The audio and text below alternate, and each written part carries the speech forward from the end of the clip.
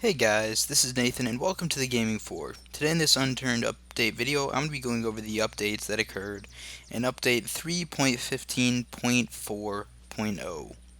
Now, just before we start this video guys, I'm so sorry at the late upload time for this video. Obviously the update did come out a little bit later, but I was having PC issues today and the laptop that I'm currently and do record on was having some trouble, so I've been trying to fix those up as fast as I can so I can create this video for you guys. Now, to start us off for this update, let's go over the most important and instrumental changes, and that would be there's now scope sway, there's also bullet drop and bullet shooting time. So let me lay down to get a little more accurate here, and I'll try to show you what this is all about. Now, along with the scope sway, there is also a scope steady, which is the left shift for me. It's the same as the sprint key, though. So whatever you set that as, that is also how you're going to be setting your scope. So now, as you can see, it's much harder to aim. And let's take a couple of shots off of this guy. And I happened to get him on the first shot.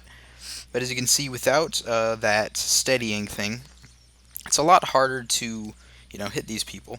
And also, as you may have noticed, there is an animation that sort of tracks the bullet. So I'm not sure exactly if other people can see this. I know there are bullet tracers sort of things where you can see the velocity, not really the velocity, but the trajectory of the bullet. So I'm guessing that's what they can see. But there's also that sort of arc with the bullet as well that represents how much bullet drop there is. So let's take this shot here. It's probably going to be around 3 nicks. So I'm going to steady, take the shot off, and it was around the third nick on the scope. Let me try to pop off this shot as well. It's probably going to be 3.5 because the zombie's a little farther out. Gosh dang it, I forgot to rechamber the bullet there. Alright. Gosh dang it, I missed. As you guys can see, there is quite a bit of bullet drop. And I am still using a Timberwolf, which is not as nice as the Grizzly. Grizzly is semi-auto. There we go. So as you guys can see, if you aim straight at the head, you're not going to hit the head. You could even just straight up miss the zombie because depending on how far away they are, it'll land way below. So pretty much this is just going to add a whole new level of reality to the gameplay. Sniping is not as easy as it used to be. I mean, there's a lot more factors you got to sort of think about now. He hasn't added wind yet, but I am suspecting that in the future, if he does, that may be a large factor with bullet aiming and stuff like that. So, this is just another cool thing that's been added. Something to mention about the bullet shot time, as you can tell, the bullets don't reach their destination immediately. They do have to wait a bit in the air. And this will change based on the gun. So, snipers will have faster bullet time than rifles, but they do have decreased range as sort of a result of that. So, I guess Nelson's just making it a lot trickier, with the gun gameplay, making them more difficult to use, but definitely more satisfying. Another change I want to mention has to do with giving yourself a gas can. So in the past, when you gave yourself a gas can, it would be empty. Now if you give yourself one, it's going to be full. So that's just a short little change there. So besides those changes, there has also been the addition of a few more items in the building sector. So there are now new types of floors and ceilings, and they come in triangles now. So that's pretty cool. We've got the triangular maple floor, birch, pine and metal, and same with maple roofs and birch roofs and pine roofs and metal roofs. So pretty much this is just going to make it a lot cooler when making houses. Obviously these floors can be placed wherever because they are the foundation floors. They're not the ceiling things. Actually, it's too bad, but when I first saw this update, I thought he was actually talking about roof panels instead of just floor panels. But I think he'll probably do that eventually. Uh, but yeah, so far it's been a good addition to the game. Besides these items that have been added, he's also added 9 more curated workshop items. Go check those out there on Steam. I do not have a list of what they are, but I'm expecting that there's mostly skins. That's usually what he's been putting in the curated workshop. So there are also a few changes relating to sentries. First of all, probably one of the more important ones is that sentries cannot be placed on vehicles. I know he mentioned it in the previous update that it might be too OP, and I guess he's concluded that it is, so that's always good. And also another change relating to sentries is that now sentries can detect people that are using Vanish plugins. Now guys, I'm sorry to say, hacks have come to Unturned. So this is not my first exposure to hacks. Vanish plugins are probably not the first hack out there, but recently it has been brought to my attention by a subscriber that there are hacks being made available to people.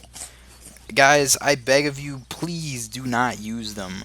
All they're going to do is ruin the game for yourself and those that are also playing it. So, just for those of you that are out there, though, be aware hacks are now a thing in Unturned. They're probably not super huge yet. They haven't ruined the game yet, like in Minecraft.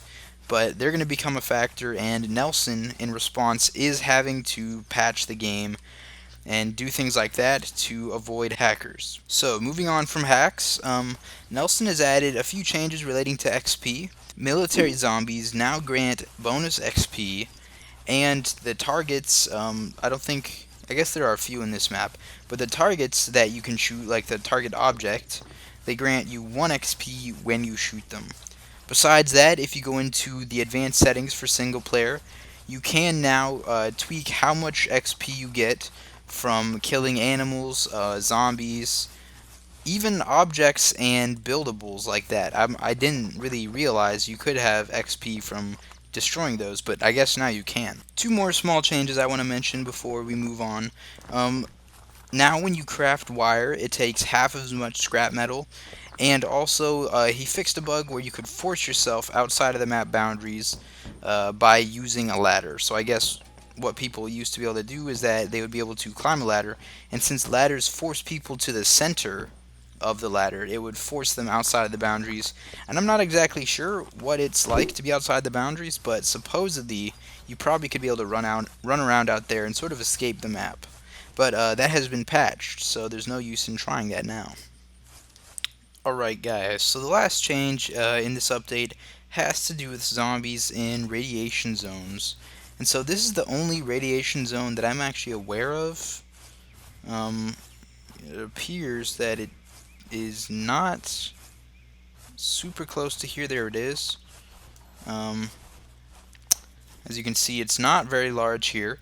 But apparently now, with radiation zones, some zombies that you kill inside of the radiation zone will actually explode. And I have a feeling that this one is actually one of those zombies. My main suspicion is because it looks like he is kind of growing. So I really don't know what these zombies look like. I do suspect this is one of them. Maybe if you could see his eyes, maybe they'd be growing green or something. It kind of looks like it is. But when you shoot him, he will explode. So let's try this here. There we go. So the zombie exploded with radioactive dust or particles or whatever. I'm not sure exactly if every zombie inside of the dead zone is going to be like this. I'm suspecting that many of them will be. So pretty much this is just to allow dead zones to be a lot more dangerous and much more challenging for those that are trying to raid them. And this will allow you map makers to actually put more valuable stuff inside the dead zone, and it'll keep the players from getting that as easily. So anyway guys, that's pretty much it for this update video. There's not much more to cover.